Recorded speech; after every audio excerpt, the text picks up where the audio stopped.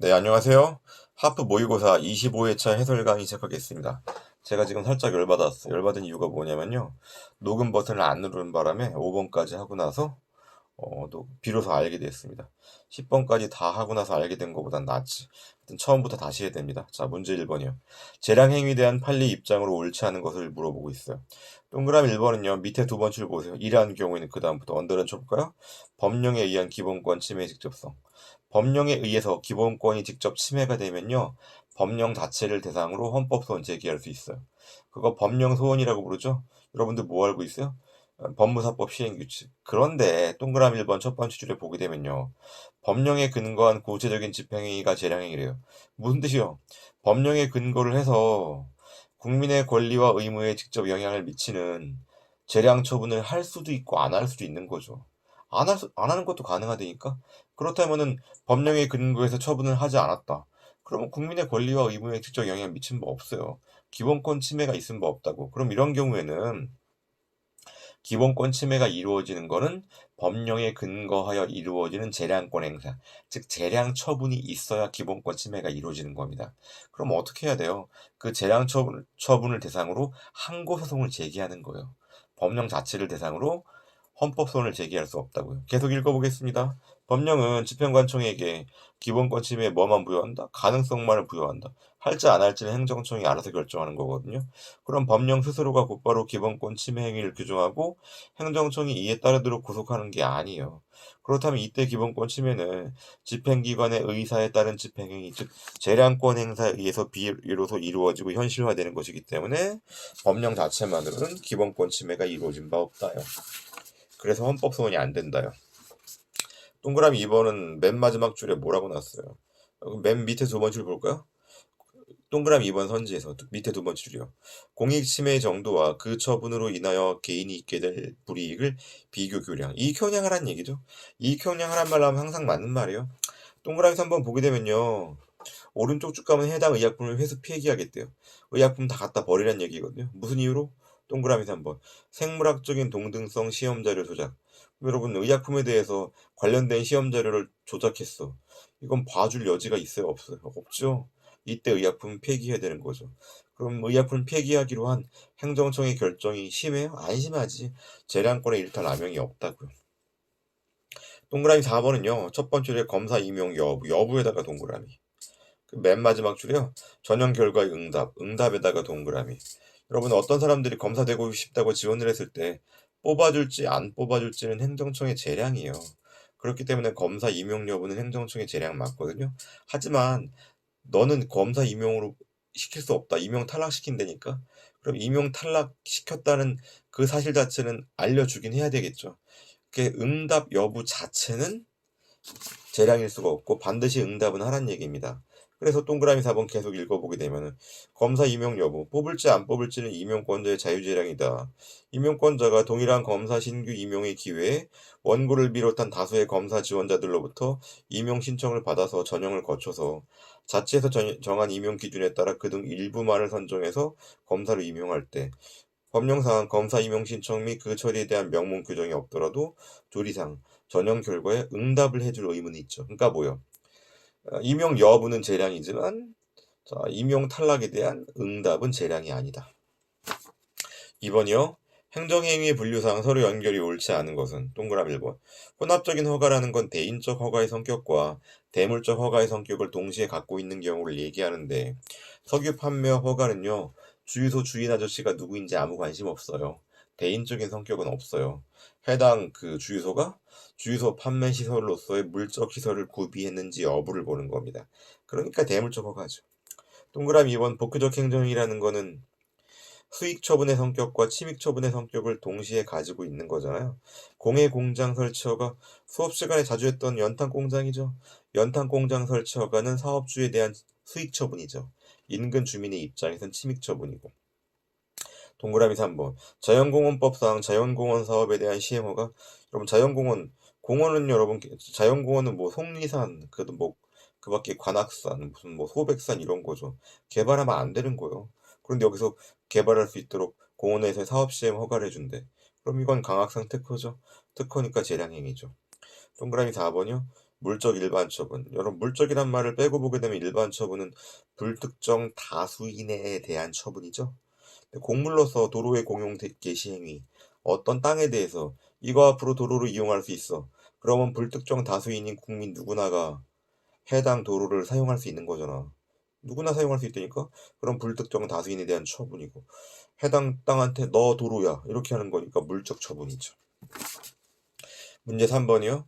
행정행위의 무효와 취소의 구별에 대한 설명으로 옳지 않은 것은 동그라미 1번. 취소할 수 있는 행정행위, 처분의 위법성이 취소 사유다. 그러면 처분이 있음을 안 날로부터 90일, 있은 날로부터 1년 내에 소송을 제기해야 되는 거죠. 제소기간 제한을 받죠. 네, 그런데 무효인 행정행위는 제소기간 제한을 받지 않고 언제라도 소송을 제기할 수 있죠. 무효확인 소송을.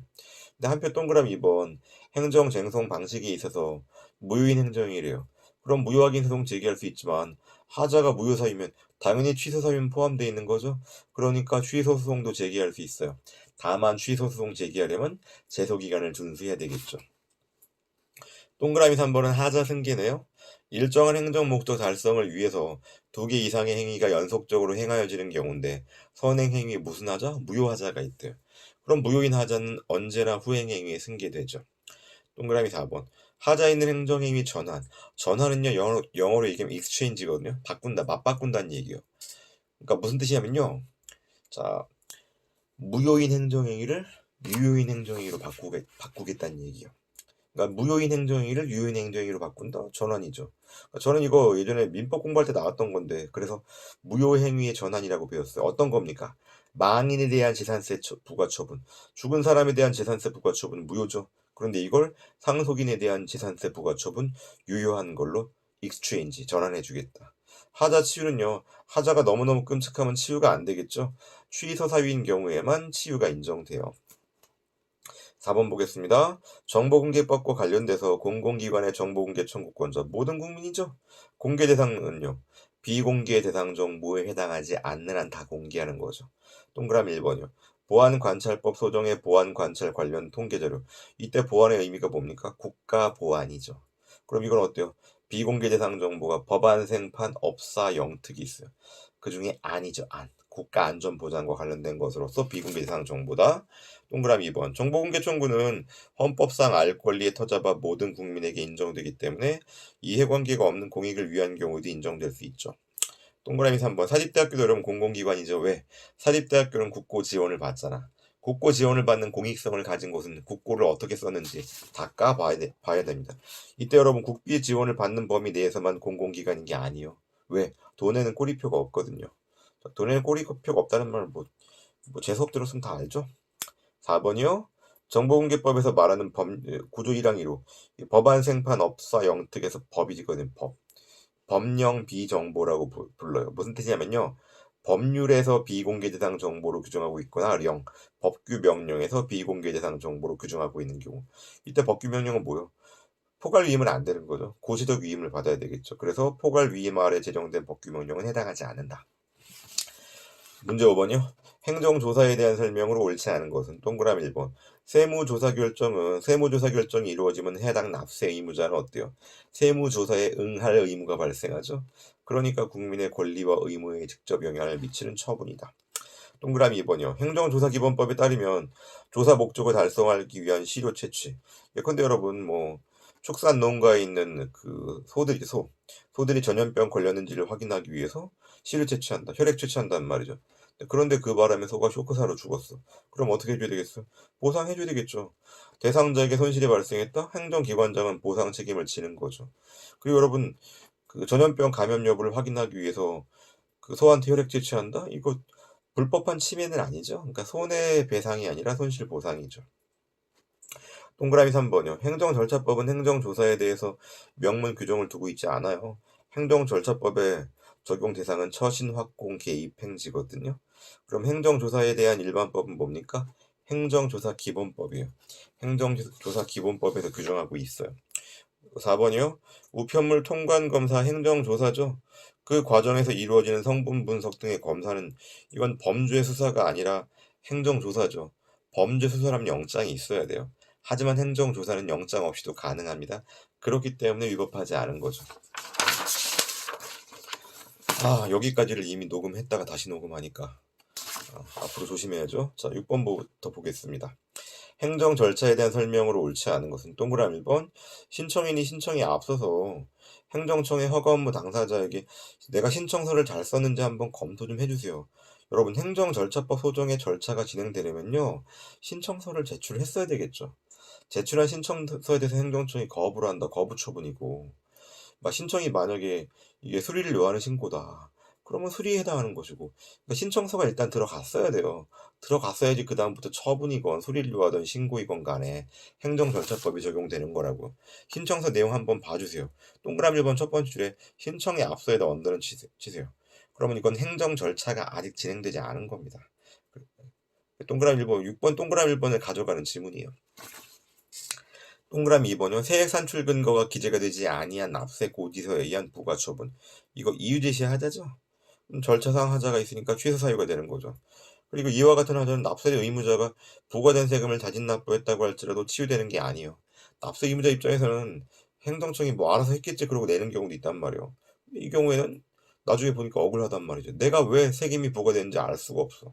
그럼 이유 제시 하자를 이유로 취소 소송 제기할 수 있는 겁니다. 동그라미 3번이요. 특별한 사정이 없는 한 신청에 대한 거부 처분은 일단 동그라미 1번과 연결해 보게 되면요.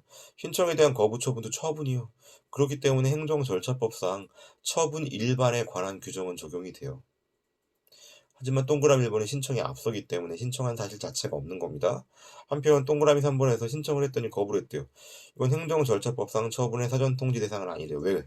처분의 사전통지 대상은 뭐예요? 불사견이죠. 불이익 처분은 사전통지 의견 청취인데 이때 불이익 처분은 적극적 불이익 처분을 얘기하는 거예요. 신청에 대한 거부 처분은 소극적인 불이익 처분이잖아요. 한표 동그라미 4번이요.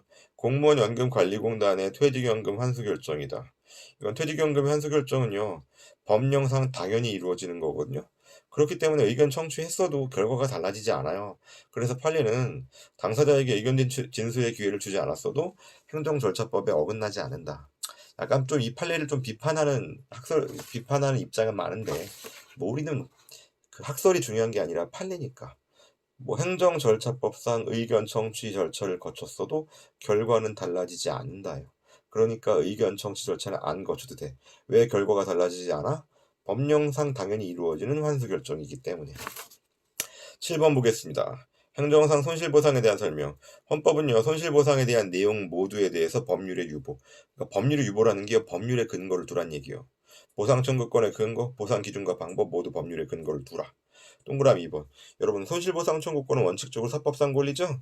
근데 예외적으로 공법상 권리에 해당하는 게 하천법상 손실보상 청구권, 그리고 토지보상법상 3가지. 동그라미 3번이요. 개발 제한구역 그린벨트 지정으로 인한 지가의 하락 자체는 23조 1 이항이에요. 사회적 제약입니다. 그로 인해서 나대지 소유자 같은 경우에는 나대지는 맨 땅이죠. 어떠한 권리 행사도 불가능해지는 거죠. 나대지 소유자에 대해서는 특별한 희생이에요. 하지만 지정으로 인한 지가의 하락 자체는 사회적 제약이다. 그러니까 보상이 필요하지가 않아요. 동그라미 4번이요. 손실보상은 금전보상을 원칙으로 하지만 부동산 투기가 우려되는 지역이다. 이런 경우에는 왜 현금이 풀리게 되면 토지 소유주들이 그 돈 받아가지고 또 땅 산다고. 그럼 부동산 투기가 문제가 있죠. 그렇기 때문에 그런 경우에는 채권으로 보상할 수 있다. 채권 같은 경우 보통 10년 만기 채권, 20년 만기 채권 그러거든요. 그러면 어때요? 10년 동안 이자만 받고 10년 혹은 20년 뒤에 원금 받을 수 있는 겁니다. 8번이요. 납골당 설치 분쟁에 대한 판례 입장으로 옳지 않은 것은 동그라미 1번이요. 환경처분의 근거 법규 등의 그 처분으로 인해서 이루어지는 행위 등 사업으로 인해서 환경상 침해를 받으리라고 예상되는 영향권의 범위가 구체적으로 규정되어 있대요.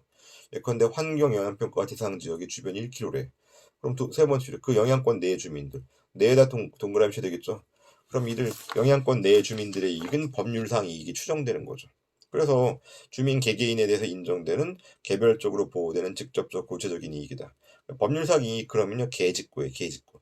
개별적 직접적 구체적 영향권 내 주민들의 경우는 그렇기 때문에 어떻다?